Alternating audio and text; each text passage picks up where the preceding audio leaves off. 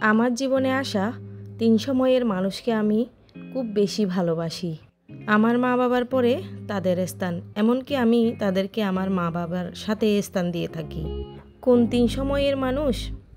প্রথমত আমার প্রেগন্যান্সির সময় এবং আমার ডেলিভারির সময়ে যারা আমাকে খুব বেশি সাপোর্ট করেছেন, আমার বিয়ের সময় যারা আমার সাথে ছিলেন, যেহেতু আপনারা জানেন আমার লাভ ম্যারেজ ছিল, তো তাদের সম্মান কিন্তু সবার আগে। এরপরে আমার প্রেগন্যান্সির সময়, তারপরে আমি প্রেগন্যান্সিটাতে সবচেয়ে বেশি প্রাধান্য দিয়ে থাকি, কারণ ওই সময়টা মেয়েদের জীবনে খুব বেশি গুরুত্বপূর্ণ। এরপরে হচ্ছে বিপদের সময়, যেমন করোনাকালীন, এর আগে পরে যত বিপদে পড়েছি, যত সময়ে বিপদে পড়েছি, যারা এগিয়ে এসেছেন। আসসালামু আলাইকুম, আমি কোহিনুর মন, চানগাঁও আবাসিক, চট্টগ্রাম থেকে। দূরে কাছে সবাইকে স্বাগত জানিয়ে our activity and blog channel থেকে আরও একটি ভিডিও নিয়ে হাজির হয়েছি। আশা করি সবার অনেক ভালো লাগবে। প্রিয় ভিউয়ার্স, এখন আমরা চলে আসছি হচ্ছে আমার বিয়ের সময়কার আমার বিপদের সাথে থাকা এক আন্টির বাসায়। ওনারা না হলে অরবিনা আব্বু আমাকে পেত না, আমি অরবিনা আব্বুকে পেতাম না। আমরা নিজেরা যেহেতু বিয়ে করেছি, বাড়িতে কেউ জানতো না, তবে আমি পালিয়ে আসিনি তার কাছে।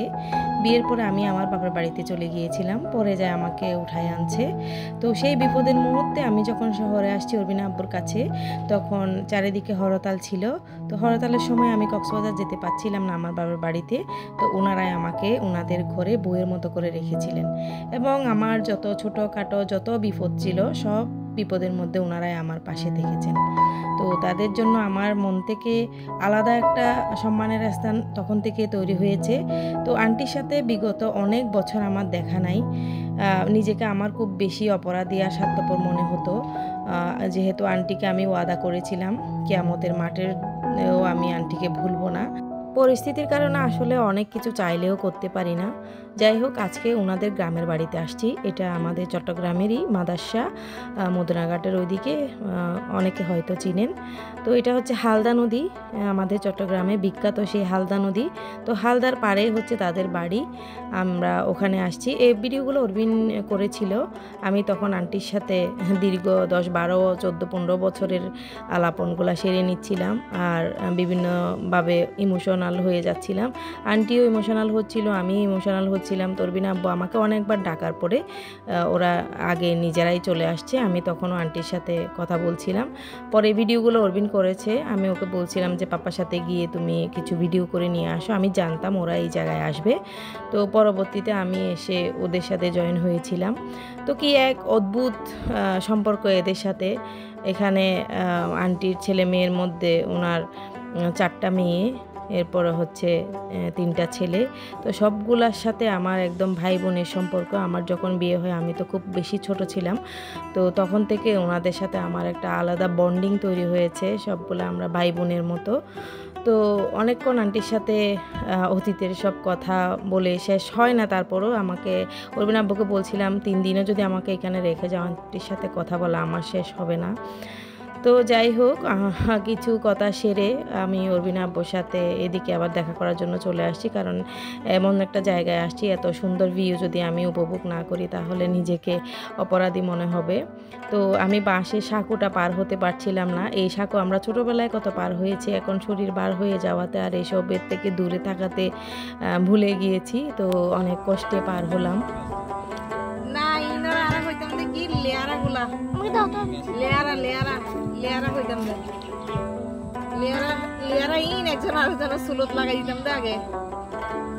আমরা যখন ছোট ছিলাম তখন এগুলো অনেক বেশি হইতো। আমি অনেক বছর পরে এগুলো দেখতেছি। দেখছো, তোমার মাথায় লাগাই দিয়ে একটা এক্সপেরিমেন্ট করি। কেন দেখি তো কি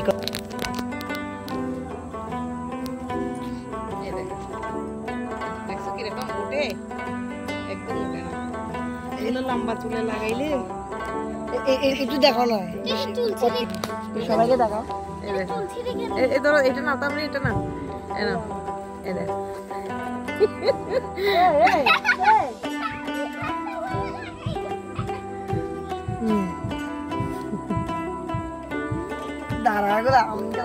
না না, ওকে ও চুলে দিও না। ও চুলে দিলে এগুলো ছাড়ানো যায় না, লম্বা চুলে। ছোট ছেলে নিয়ে নাও না, পকেটে কতগুলো বেশি করে। না শহরে নাই। তুমি দেখছো এই পর্যন্ত কোনোদিন? শহরের কথা বাদ দাও, দাদা বাড়িতে দেখছো?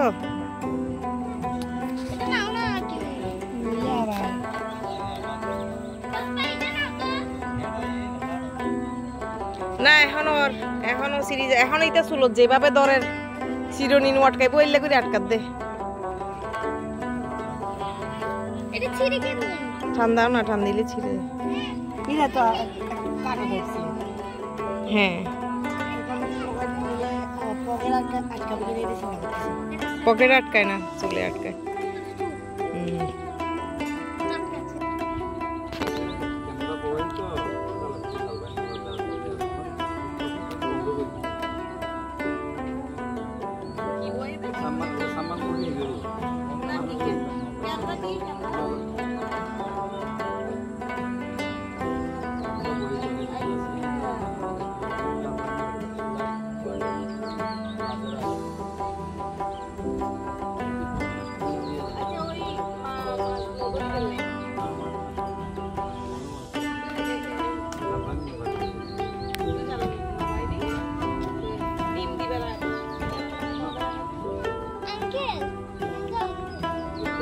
প্রিয় ভিউয়ার্স, আমার ভিডিওর এই পর্যায়ে এসে যদি আপনাদের ভালো লেগে থাকে তাহলে প্লিজ একটা লাইক দিয়ে দিবেন।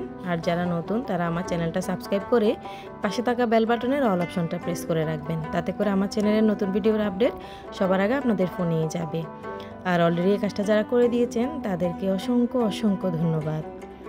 প্রিয় ভিউয়ার্স, অনেকক্ষণ সময় কাটানোর পরে অনেক সুন্দর সুন্দর ভিউ দেখার পরে এখন আমাদের চলে যাওয়ার পালা। তো যেতে মন চাচ্ছে না, তারপরেও চলে যেতে হবে ইনশাল্লাহ। আন্টির সাথে এখন বারবার দেখা করার চেষ্টা করব, কারণ বাবা যেহেতু নাই, মাও অনেক দূরে। তো আমি ওনাকে আসলে আমার মা শাশুড়ির মতোই মনে করি। তো অনেক দিন বিভিন্ন কারণে আসা যাওয়া হয় নাই। এখন উর্বিনা আব্বু ওয়াদা করেছেন যে মাঝে মধ্যে আমাকে ওনাদের বাড়িতে বেড়াইতে নিয়ে যাবেন। বাড়িতে বলতে ওনারাও শহরে থাকেন। আজকের ভিডিও এই পর্যন্তই। আল্লাহ হাফেজ, আসসালামু আলাইকুম।